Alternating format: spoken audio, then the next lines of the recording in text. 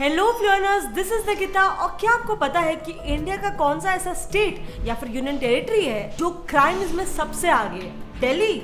नहीं, it's Assam. Yes, Assam. लेकिन कैसे? अब आप मुझे ये बताओ कि भारत के कौन से स्टेट या फिर यूनियन टेरिटरी में सबसे ज्यादा बेरोजगारी है? वेल, इसका जवाब है लक्षद्वीप, जो कि लेट मी टेल यू पूरे इंडिया का सेकेंड मोस्ट लिटरेट यानी पढ़ा लिखा यूनियन टेरिटरी है आफ्टर केरला। पर ऐसा क्यों? अब मेरा आखिरी सवाल, इंडिया का कौन सा स्टेट या फिर यूनियन टेरिटरी में करप्शन सबसे कम है? वेल, आपके दिमाग में जो भी स्टेट्स आ रहे हैं, आई एम श्योर सारे के सारे गलत है, क्योंकि इसका जवाब भी एक ऐसा स्टेट है जिसके बारे में आप शायद सोचोगे भी नहीं। सो वेल, आज के इस वीडियो में चलिए पता लगाते हैं कि करप्शन, क्राइम, अनएम्प्लॉयमेंट और कई और सेक्टर्स के मद्देनजर रखते हुए हमारे भारत का रहने लायक सबसे बेस्ट और सबसे वर्स्ट स्टेट कौन सा है। Let's find out. अब देखो, किसी भी इंसान को रहने के लिए कितनी चीजें चाहिए और किस ऑर्डर में चाहिए, ये बताता है मैस्लोज नीड हायरार्की पिरामिड। ये एक ऐसा पिरामिड है जिसमें ह्यूमंस के नीड्स को कैटेगराइज करके, डिवाइड करके डिसेंडिंग ऑर्डर में प्लेस कर दिया गया है। Descending order based on priority and human motivation. So अब इस पिरामिड के हिसाब से जो सबसे फर्स्ट ह्यूमन नीड है वो तो आपको हर कोई स्टेट में मिल ही जाए, क्योंकि air, water, food, shelter, clothing, sleep, reproduction, ये सारी चीजें ऑलमोस्ट हर एक स्टेट में एक एवरेज अर्निंग इंसान को आसानी से मिल सकता है। और इसीलिए चलते हैं हम हमारे सेकेंड ह्यूमन नीड पर, जो हमारे वीडियो का पैरामीटर नंबर 1 बनेगा, जो कि है सेफ्टी। अब सेफ्टी कहीं पे भी रहने के लिए ऑब्वियसली सबसे पहली प्रायोरिटी होती है, और जो बेस्ड होती है उस जगह के क्राइम रेट्स के ऊपर। अब क्राइम रेट बेसिकली वो वैल्यू होती है जो हमें ये बताती है कि पर लाख पॉपुलेशन कितने क्रिमिनल केसेस रिपोर्ट हुए। सो बेसिकली इस वैल्यू से कोई भी स्टेट या फिर यूनियन टेरिटरी, छोटा हो या फिर बड़ा, उनमें हम एक फेयर कंपैरिजन कर सकते हैं। और जैसे मैंने आपको पहले ही बताया, नेशनल क्राइम रिकॉर्ड्स ब्यूरो की अगर हम 2019 की रिपोर्ट्स को देखें तो उसमें हम ये साफ साफ देख सकते हैं कि असम का क्राइम रेट 83.4 पर लाख पॉपुलेशन है, जो कि बाकी सारे स्टेट्स और यूनियन टेरिटरीज से बहुत ज्यादा है। और वहीं पे अगर हम दादरा एंड नगर हवेली का क्राइम रेट देखें, जो कि हमारा एक छोटा सा यूनियन टेरिटरी है, तो उसका आप देखोगे बस 8.3 पर लाख पॉपुलेशन है। मतलब आसाम से ऑलमोस्ट 10% कम। मतलब समझ लो आसाम का भी 10%। लेकिन एक मिनट, क्राइम्स के मामले में तो सबसे ज्यादा सुर्खियों में दिल्ली रहता है, तो वो कहाँ गया? वेल, वो भी कुछ ज्यादा पीछे नहीं है, सेकंड पोजीशन पे है after Assam with a value of 58.2 पर लाख पॉपुलेशन। लेकिन ऐसा क्यों है, जबकि bureau of police research and development के हिसाब से तो असम में पर पुलिसमैन सिर्फ कुछ 423.03 पर्सन ही है, और वहीं पे दादरा एंड नगर हवेली में पर पुलिसमैन 1302.26 पर्सन है। एंड वही सेम रिपोर्ट में ये भी बताया गया है कि आसाम में एक पुलिस के अंडर सिर्फ 0.99 स्क्वायर किलोमीटर का एरिया है, जबकि दादरा नगर हवेली में पर पुलिसमैन 1.39 स्क्वायर किलोमीटर का एरिया आता है। तो अब हमें ये क्लियरली दिख रहा है कि प्रेशर तो दादरा नगर हवेली के पुलिसमैन में उल्टा ज्यादा है और असम के पुलिसमैन में कम है। लेकिन फिर भी असम का क्राइम रेट बड़ा क्यों है? वेल फ्लोनर्स, इसके पीछे के 2 रीजन हो सकते हैं। Reason number 1, inter state border disputes. अब ये डिस्प्यूट स्टार्ट होते हैं डिवीजन ऑफ असम से। हाँ, आज का जो असम है वो पहले का द ग्रेट असम था, जिसमें असम के साथ ही मेघालय, मिजोरम और नागालैंड भी थे। अब ये ग्रेट असम ही फिर बाद में जाकर 4 अलग अलग स्टेट्स में बाइफरकेट हुआ था। लेकिन फिर ऑब्वियसली इस बंटवारे के साथ आए कई सारे border disputes over land, resources, forest, encroachment यानी कि अतिक्रमण, एथनिक डिफरेंसेस एंड इवन कई बार disputes over just pure rumours. अब बांग्लादेश से लगती हमारी जो बॉर्डर है वो काफी ज्यादा अनइवन, जिसकी वजह से फेंसिंग हर जगह पर मुमकिन नहीं है। अब ऑब्वियसली इसका फायदा उठाकर कई सारे बांग्लादेशी इलीगली भारत में घुसते हैं और अनगिनत क्राइम्स में इन्वॉल्व होते हैं, जैसे कि काउ स्मगलिंग और टेररिज्म। और सिर्फ यही नहीं, बल्कि कई बार तो कुछ भारतीय नागरिक भी ऐसे सारे क्राइम्स को कमिट कर बचने के लिए सीधा बांग्लादेश भाग जाते हैं। अब ऑब्वियसली ऐसे इंस्टेबिलिटी के साथ क्राइम रेट्स बढ़े, ये तो होगा ही ना। लेकिन ये भी हुई फिजिकली किए जाने वाले क्राइम्स की बात। डिजिटली होने वाले क्राइम्स का क्या? मतलब आज जहाँ पर इंडिया दुनिया से कदम मिलाकर डिजिटलाइजेशन की तरफ बढ़ता जा रहा है, जहाँ पर इंडिया के बेंगलुरु में टेस्ला जैसी $1 ट्रिलियन कंपनी अपना हेडक्वार्टर्स बनाना चाहती है, वहीं पे ऑन दी अदर हैंड 2020 में इंडिया के टोटल साइबर क्राइम्स में से 47% यानी टोटल 8,892 क्राइम्स तो सिर्फ साइबर क्राइम्स हुए थे। बट क्या ये सही है? क्योंकि बैंगलोर इंडिया के स्टार्टअप्स का सबसे बड़ा आईटी हब है, जहां पर already Infosys, Amazon, Google, Wipro और आईबीएम जैसे बड़े से बड़े कंपनीज का अड्डा है। मतलब समझ लो, अगर यहाँ की कंपनीज रुक गई तो इंडिया के इकोनॉमी को और इंडिया के ऑब्वियसली आम जनता को बहुत नुकसान होगा। तो यार, क्या इन क्राइम्स को रोकने का कोई तरीका नहीं है? वेल, बिल्कुल है। इसका इलाज एक ऐसी टेक्नोलॉजी जो साइबर क्राइम करने वालों के छक्के छुड़ा दे, मतलब ब्लॉकचेन टेक्नोलॉजी। अब ब्लॉकचेन एक ऐसी माइंड ब्लोइंग टेक्नोलॉजी है जो हर डेटा को ब्लॉक में सेंडर से रिसीवर तक पहुंचाती है और जिसके हर ब्लॉक्स में 4 चीजें होती है, जैसे डेटा, सेंडर का एड्रेस, रिसीवर का एड्रेस और ये डेटा प्रेजेंट सेंडर के पहले जिसके पास था उस सेंडर का और रिसीवर का भी एड्रेस इसमें होता है। एंड फ्लोनर्स ब्लॉकचेन का यही स्पेसिफिक फीचर साइबर क्राइम्स को रोकने की सबसे बड़ी कड़ी है, क्योंकि जब भी इस टेक्नोलॉजी में मौजूद डेटा को निकालने का कोई ट्राई करता है तब उसे हर एक के प्रीवियस ब्लॉक को खोलना पड़ेगा, यानी हर ब्लॉक को खोलो और उसके पहले के ब्लॉक्स को भी खोलते जाओ जब तक आप उस करेंसी के ओरिजिनेशन तक नहीं पहुंच जाते, जो करना ऑलमोस्ट नेक्स्ट टू इम्पॉसिबल है। और यही वजह है कि बड़ी से बड़ी कंपनीज भी इस टेक्नोलॉजी का इस्तेमाल करती है। जैसे समझ लो हमारा क्रिप्टो करेंसी भी इसी safe and secure blockchain technology का ही इस्तेमाल करती है और इसीलिए क्रिप्टो करेंसी में ट्रेड करना या फिर उसमें ट्रांजैक्शंस करना is the safest and also this is the fastest growing currency. अब आप ही सोचो, एक ऐसी करेंसी जिसमें दुनिया के सबसे बड़े मिलियनर्स और बिलियनर्स तक इन्वेस्ट करते हैं, इलॉन मस्क तक इन्वेस्ट करते हैं, तो क्या आपको भी इसमें इन्वेस्टमेंट करना है? अगर हाँ तो नहीं, ऐसा बिल्कुल भी नहीं है कि आपको इसके लिए कोई मिलियनर या फिर बिलियनर बनना पड़ेगा। आप सिर्फ 100 रुपए जितने कम दाम से भी क्रिप्टो करेंसीज में इन्वेस्टमेंट कर सकते हो। कैसे? कॉइनस्विच कुबेर ऐप के थ्रू। कॉइनस्विच कुबेर एप्लीकेशन में आप 100 से भी ज्यादा क्रिप्टो करेंसीज में इन्वेस्टमेंट कर सकते हो और ये एप्लीकेशन की जेन्युइननेस पे आपको शक करने की बिल्कुल जरूरत नहीं पड़ेगी, क्योंकि ये आप रजिस्ट्रेशन के टाइम पर ही आपसे KYC करवा लेता है एंड ऑब्वियसली कोई भी फ्रॉड एप्लीकेशन ऐसा करेगा ही नहीं। जेन्युइननेस के अलावा इस पे आपको इंस्टेंट डिपॉजिट और इंस्टेंट विड्रॉल की भी सुविधा मिलती है, तो देर किस बात की, जाओ उसे डाउनलोड करो। लेकिन हाँ, अगर आप नीचे डिस्क्रिप्शन से दिए गए लिंक से इसे डाउनलोड करते हो तो कांग्रेचुलेशंस, क्योंकि आपको 50 रुपीज का बिटकॉइंस बिल्कुल मुफ्त में मिलेगा। So go and download CoinSwitch Kuber application, link is in the description. अब let's get back to our topic. अब चलते हैं हमारे पैरामीटर नंबर 2 पे। ऑब्वियसली किसी भी स्टेट में, किसी भी एरिया में एक अच्छी खासी जिंदगी बिताने के लिए आपको दूसरी चीज चाहिए होगी, करप्शन।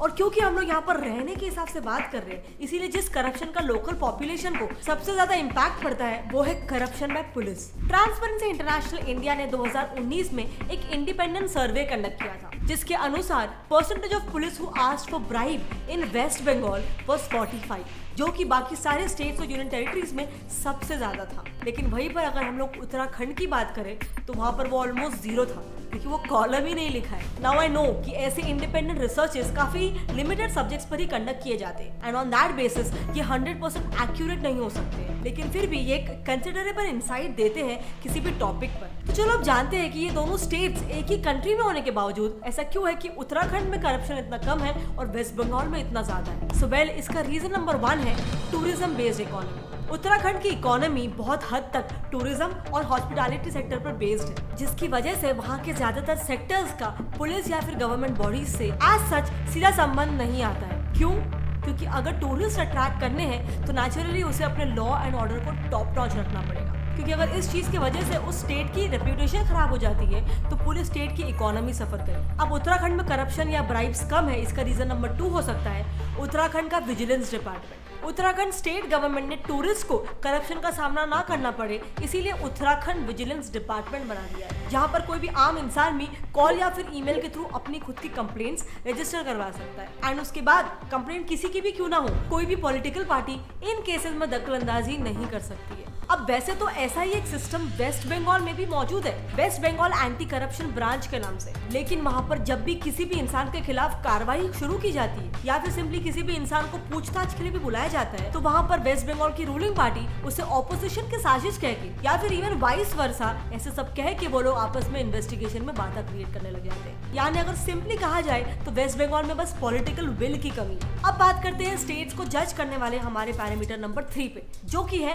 Unemployment rate. अब इस कैटेगरी में कंपैरिजन को एकदम फेयर रखने के लिए हमने डायरेक्टली अनएम्प्लॉयड इंडिविजुअल्स का नंबर को नहीं कंसिडर किया, बल्कि उस पूरे स्टेट या फिर यूनियन टेरिटरी के पर 1000 लोगों में से कितने लोग अनएम्प्लॉयड है इस डेटा की बात की है, जिसे अनएम्प्लॉयमेंट रेट कहा जाता है। तो अब अगर हम RBI द्वारा provided state union territory wise unemployment rate data को ध्यान से देखेंगे तो हम यह आसानी से समझ सकते हैं कि लक्षद्वीप में हर 1000 लोगों में से 286 लोग बेरोजगार हैं, लेकिन वहीं पे अगर हम दादरा एंड नगर हवेली की बात करें तो 1000 में से सिर्फ 18 लोग ही बेरोजगार हैं। मगर इसके पीछे की वजह क्या है? वेल, इसका रीजन नंबर 1 है क्वाइट पैराडॉक्सिकली लेकिन higher literacy rate. I know थोड़ा अटपटा सा लग रहा है ना, इसीलिए आगे जो मैं कहने वाली हूँ उसे थोड़ा ध्यान से सुनना। लक्षद्वीप की लिटरेसी रेट है 92.28%, जो कि पूरे देश में सेकंड हाईएस्ट है। लेकिन यहाँ पर प्रॉब्लम ये है कि इनकी इकोनॉमी मेजरली फिशिंग, कैनिंग और कॉयर मेकिंग जैसे सेक्टर्स पर बेस्ड है। अब मुझे बताओ कितने ही ऐसे पढ़े लिखे लोग होंगे जो इन सेक्टर्स में काम करने के लिए रेडी होंगे। इट्स लाइक आप एक इंजीनियर हो लेकिन आपको फिशिंग इंडस्ट्री में काम करने के लिए कहा जा रहा है। अब यहाँ पर अनएम्प्लॉयमेंट का दूसरा रीजन ये भी हो सकता है कि वो आइलैंड होने की वजह से मेनलैंड इंडिया से बाय रोड कनेक्टेड नहीं है। रीजन नंबर 3, लक्षद्वीप की पॉपुलेशन या फिर कहो वहाँ का एज ग्रुप। अब लक्षद्वीप की पॉपुलेशन वैसे तो इतना ज्यादा नहीं है, पर जितनी भी है उसमें से अराउंड 69.1% लोग 18 साल के ऊपर के हैं, यानी वो लोग काम करने लायक है। लेकिन अगर ऊपर वाला ही फर्स्ट पॉइंट यहाँ पर वापस आ जाता है कि लक्षद्वीप की इकोनॉमी का स्पेक्ट्रम काफी नैरो है। सो अब हम आते हैं हमारे बेस्ट स्टेट के मेजर करने वाले पैरामीटर नंबर 4 पे, जो कि है पोल्यूशन। अब पोल्यूशन एक ऐसा पैरामीटर है जो शायद कई सारे लोग सेफ्टी से भी एक कदम ऊपर कंसिडर करेंगे किसी भी नई जगह पे शिफ्ट होने से पहले। तो इसीलिए हम इसे मेजर करने के लिए एयर क्वालिटी इन इंडिया, जो कि pure logic labs India private limited की ही एक सब्सिडरी कंपनी है, उसके एयर क्वालिटी इंडेक्स रिपोर्ट का सहारा लेंगे। इस रिपोर्ट के अनुसार एज ऑफ ऑगस्ट 31, 2021 सभी इंडियन स्टेट यूनियन टेरिटरीज में से हवा की क्वालिटी सबसे खराब हिमाचल प्रदेश की थी with the air quality index value of 89, और सबसे अच्छी एयर क्वालिटी मिजोरम की थी with AQI value of just 15। Now flowners, एक डिस्क्लेमर है, ये जो AQI का जो डेटा हमें मिला है वो एक पर्टिकुलर डे या फिर एक डेट का ही है, and as we all know हवा तो मूव होते रहती है, तो इसीलिए हमेशा हमें यही वैल्यू मिले ये कंफर्म नहीं है। बट हाँ, वहाँ पर इन पर्टिकुलर वैल्यू के अराउंड ही नंबर्स मिलेंगे ये तो पक्का है, क्योंकि हिमाचल में उतना एयर पोल्यूशन होते रहता है। पर हिमाचल प्रदेश जैसे इतने ब्यूटीफुल स्टेट में एयर क्वालिटी इतनी खराब हो सकती है, इसकी क्या वजह हो सकती है? सो वेल, इसके पीछे का रीजन नंबर 1 है lots of industries. Himachal services के एक सर्वे के अनुसार 2018 में हिमाचल में 49,058 इंडस्ट्रीज थी, जो ऑब्वियसली हिमाचल प्रदेश की नेचुरल ब्यूटी को ड्रास्टिकली इम्पैक्ट कर रहे हैं। अब हिमाचल के पोल्यूशन के पीछे का रीजन नंबर 2 है इंसेंटिवाइजिंग इंडस्ट्रीज। अपने एरिया के पोल्यूशन को कंट्रोल करने के बजाय हिमाचल की सरकार रिसेंटली और ज्यादा इंडस्ट्रीज को इन्वाइट करना चाह रही है by providing them incentives. Now I understand कि इससे वो अपने एरिया के लोगों के लिए जॉब्स क्रिएट करना चाहते हैं, बट यहाँ पर मेरा सिर्फ एक सजेशन है कि क्या ये जॉब्स सर्विस सेक्टर्स में नहीं हो सकते? आई मीन इससे इनकी इकोनॉमी भी बढ़ती रहेगी और साथ ही टूरिज्म सेक्टर भी, क्योंकि ऑब्वियसली सर्विस सेक्टर उतना पोल्यूशन क्रिएट नहीं करेगा। आपका इसके बारे में क्या ओपिनियन है? नीचे कमेंट सेक्शन में लिखकर मेरे साथ शेयर करना। अब इन सारे बातों को समझने के बाद हम बढ़ते हैं हमारे फाइनल वर्डिक्ट की ओर, जो हमने चारों पैरामीटर्स के वैल्यूज का एवरेज कैलकुलेट करके निकाला है। बट एक second, before we reveal that, मैं ये क्लियर कर दूं कि हमने इस वीडियो में सिर्फ 2011 से 2020 के बीच के डेटा को ही कंसिडर किया है, और उस डेटा में से भी सिर्फ 4 पैरामीटर्स को ही कवर किए हैं, एंड उन 4 पैरामीटर्स के भी अंदर सिर्फ एक ही फैक्टर को कंसिडर किया गया है। अब फॉर एग्जांपल हमारा पैरामीटर करप्शन, इसमें हमने सिर्फ और सिर्फ पुलिस या फिर गवर्नमेंट के ऑफिशियल्स के द्वारा लोगों से लिए हुए रिश्वत के स्कोर्स को ही काउंट किया है। लेकिन हम जानते हैं कि इसके अलावा भी करप्शन कितने टाइप के होते हैं, लेकिन क्योंकि हम ये वीडियो किसी भी इंडियन के रहने के हिसाब से कौन सा स्टेट बेस्ट है ये बताना चाहते थे, तो हमने वही करप्शन को लिया जिससे कॉमन इंसान को सबसे ज्यादा फर्क पड़ता है, और इसीलिए एक पैरामीटर को अफेक्ट करते हुए बहुत सारे फैक्टर्स होते हैं। सो इसीलिए अब जो आंसर मैं रिवील करने वाली हूँ उसमें दर्शक अपने विवेक से काम लें। सो खैर, जिस स्टेट या फिर यूनियन टेरिटरी ने हमारे इस कॉम्पिटिशन को अच्छे मार्क्स से टॉप किया है वो है दादरा नगर हवेली, विद तेलंगाना और दमन एंड दीव फॉलोइंग इट। इसी बीच जो सबसे नीचे की पायदान पर है, again I repeat on the basis of our limited research, वो है Lakshadweep, followed by Andaman and Nicobar islands and Nagaland at second last and third last positions respectively. But flowners, recent कुछ इयर्स में बहुत से स्टेट्स में एक फ्रेंडली कंपटीशन देखने को मिल रहा है, लेकिन with respect to attracting foreign investments. For example last year UP, Maharashtra, Gujarat और कर्नाटका टेस्ला मोटर्स को अपनी तरफ अट्रैक्ट करने के लिए एक फ्रेंडली कंपटीशन में लग गए। क्यों? ऑब्वियसली क्योंकि उनकी इकोनॉमी को उससे फायदा है। अब यहाँ पर मेरा एक हम्बल सजेशन ये है कि अगर ऐसा ही एक friendly competition cleanliness, safety, corruption, air quality index जैसे बाकी पैरामीटर्स में भी शुरू हो जाए, और जो स्टेट्स या फिर यूटीज उसमें अच्छा प्रदर्शन दिखाए उसे अगर बजट में सेंटर से एक सर्टेन परसेंटेज एक बोनस के रूप में अगर अवार्ड किया जाए, तो हो सकता है कि बाकी सारे स्टेट्स भी इक्वली तरक्की करने लगे। आज हमारे भारत में कुछ स्टेट्स ऐसे हैं जिनकी इकोनॉमी काफी हाई है या फिर वो कुछ ज्यादा ही अमीर है, तो कुछ ऐसे स्टेट्स है जो बहुत ज्यादा गरीब है और उनकी इकोनॉमी बहुत कम है। अब अगर आपको फ्लर्न का एक और ऐसा ही वीडियो देखना है about which is the richest and the poorest state in India, तो बस आपको करना क्या है, नीचे कमेंट सेक्शन में कमेंट करके बता दो, एंड मैं ऐसा ही कंपैरिजन वाला वीडियो लेके वापस से हाजिर हो जाऊँ। क्योंकि हमने इसी इंटेंशन के साथ ये वीडियो बनाया है ताकि लोगों में ये सारे स्टेट्स के crime rate, corruption rate, air quality index या फिर सेफ्टी रेट के बारे में अवेयरनेस क्रिएट हो सके। अगर आपको भी आज के इस वीडियो से कुछ नया सीखने मिला तो इस वीडियो को जितना हो सके अपने फ्रेंड्स और फैमिली में शेयर करो। और हाँ, जाने से पहले सिक्योरिटी और फ्यूचर इन्वेस्टमेंट के लिए नीचे डिस्क्रिप्शन में दिए गए लिंक से CoinSwitchKuber एप्लीकेशन जरूर डाउनलोड कर लेना, जिसमें आपको 50 रुपीज का बिटकॉइंस फ्री मिलेगा। क्या आपका स्टेट या फिर यूनियन टेरिटरी का नाम हम लोगों ने इस वीडियो में लिया? अगर हाँ तो मुझे नीचे कमेंट करके बताओ, और अगर नहीं लिया तो आप कौन से स्टेट में या फिर यूनियन टेरिटरी में रहते हो वो भी नीचे कमेंट करके बता दो। अगर आपको फ्लर्न के ऐसे इंफोटेनमेंट वीडियोस पसंद आते हैं तो मेरे चैनल गेट सेट लर्न को सब्सक्राइब कर दो और वो नीचे दिया गया बेल आइकन पे दबाओ विद ऑलवेज का ऑप्शन ऑन, वरना आप फ्लर्न की नेक्स्ट वीडियो की नोटिफिकेशन को मिस कर दोगे। मिलते हैं अगले वीडियो में, तब तक के लिए कीप लर्निंग, कीप ग्रोइंग। जय हिंद।